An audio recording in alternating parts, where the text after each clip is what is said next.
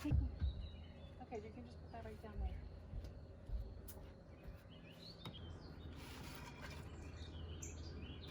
Okay. You put water in that? Yeah. Did Grandma get you that? Yes.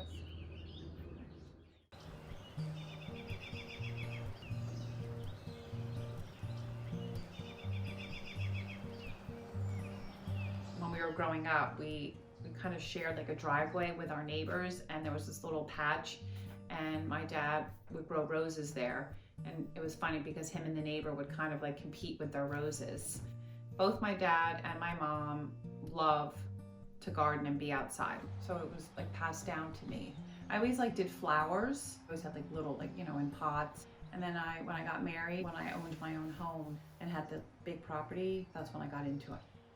My parents got divorced when I was in my early 20s. My dad eventually moved to Colorado, and I had a small section and I wanted to enlarge it, and he came back to visit, and I thought that would be a good project for us to do together. So I asked him if he would help me.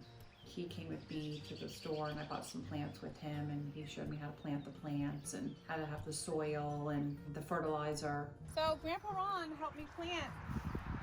These were the original plants when I bought the house. Like when it was bare, this is what we put in.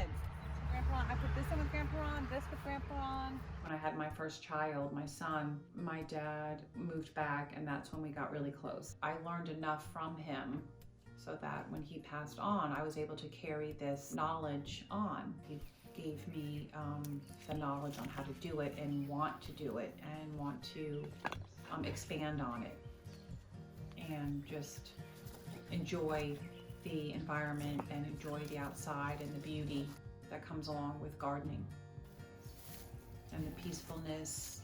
It's a nice way to get yourself outside and have something to do outside in the fresh air. So I'm hoping that my children would want to take that on. Plus it's just very soothing and kind of like therapy when you're out there working in the dirt and pulling weeds and just seeing the flowers grow and seeing the different colors. It's very satisfying and rewarding.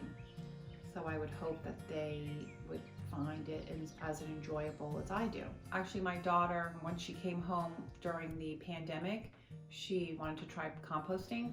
I thought it would be a great idea because that would be a natural fertilizer for my garden. So my daughter and I, we did it together. You can buy like an expensive piece of equipment online, but we chose that we wanted to, make it ourselves. So we started with a garbage can, and we drilled holes in the bottom and the sides, and we put burlap in there because that protects from all the food falling out of the holes, and that naturally breaks down as well.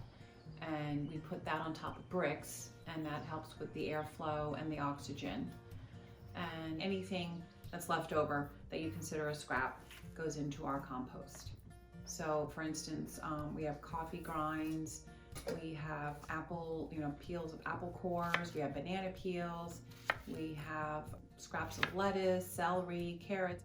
When you go in to put your scraps in, you take the pitchfork and you mix it all up, bring up the bottom and stir it all around. It's helping the environment. It's just, something nice to do. My son Andrew, I think he would garden. He likes to be outside.